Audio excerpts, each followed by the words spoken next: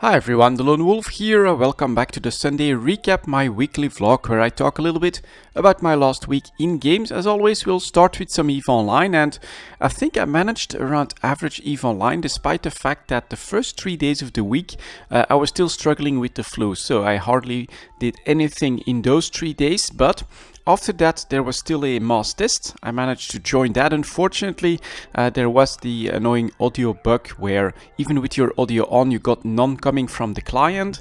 And so that recording didn't go as expected. But overall, I felt like that mass test was pretty good. That client was responding quite nicely. It was focused heavily on performance when it comes to hitting structures. So we started shooting a Keep Star and a Sotio.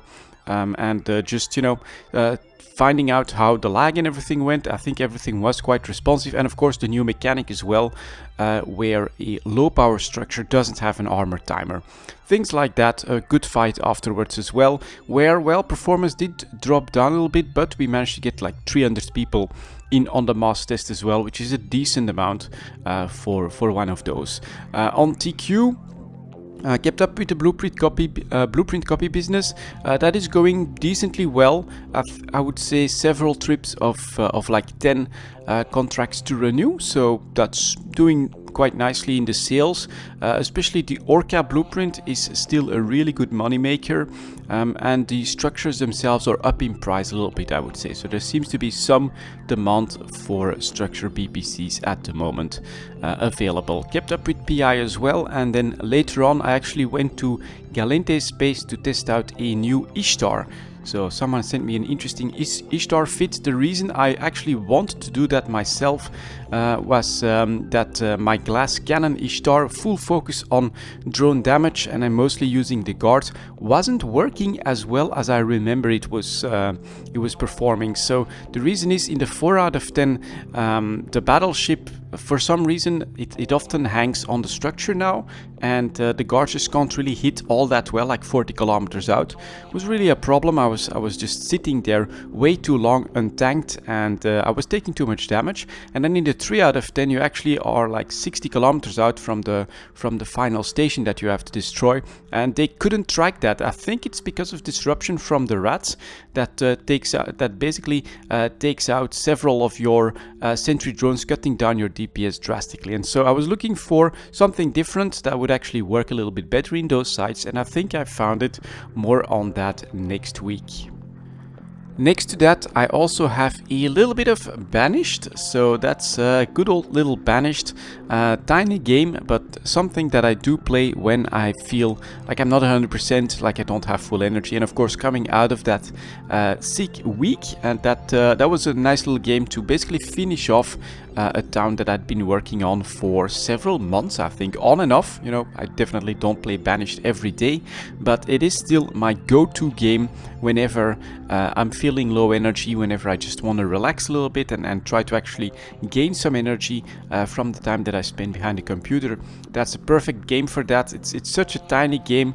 I always mention whenever I mention Banished itself, it's my go-to game whenever you relax. And if you haven't tried it yet and you see it on sale on Steam, then it's definitely a no-brainer to pick it up, because it's an awesome little game. I definitely enjoyed this town as well that I'd be making there, and if I'm not mistaken, I think I'll bring you guys a video on it as well, because I think that basically I'm finished with the town at this point. It's not at its maximum potential just yet. There's still several places where I could extend quite a little bit. But I think I'm like close to 1,000 adults or something like that. I've got multiples of every buildings, and the coolest places I think are basically built up at this point. So I think for Banished, it's a great game. I absolutely enjoy it, but for this specific town, I think I'm done with that, and I guess I'll just get started on a new project whenever I need some more energy from Banished. And then for my final game, I'm actually playing a little bit of Hearthstone at the moment. So I got a little tired of the daily grind in Heroes of the Storm.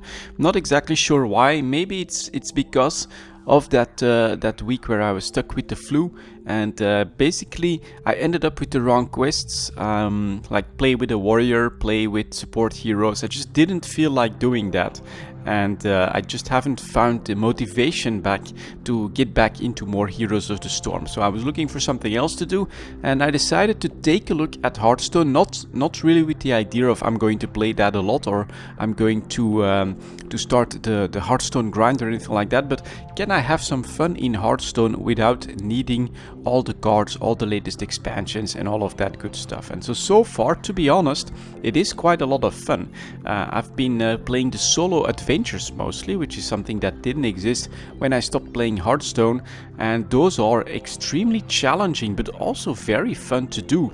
So they're like dungeon runs where you have to take on 8 or 10 bosses or something like that. You start very small with just a couple of cards, and then every time you win you choose from rewards, which can give you really awesome passive powers, or of course a set of cards that are then added to your deck, and so you can build something that can be extremely overpowered. It seems to be very much governed by RNG, so it's extremely random. Sometimes you become super powerful, and sometimes you're just out of luck and you don't get the right card, and then you get stumped by one of the bosses, which happens most of the time. I've only been able to complete the first dungeon with the Warlock, and that's it. All the others I fell at some point, but I actually enjoy that. It takes, I would say, if you're going through everything, less than an hour on average.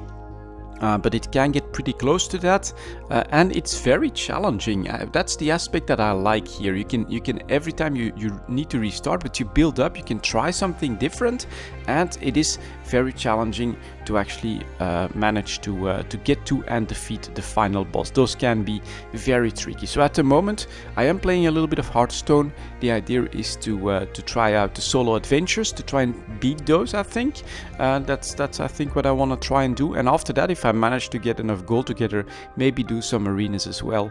That's content that you can enjoy without needing all the cards as well. So yeah, a little bit of Hearthstone in the future of the channel. I think there is a good chance that that will be coming as well. Oh, and that's it for this week, of course. Thank you very much for watching, and I'll see you all next time.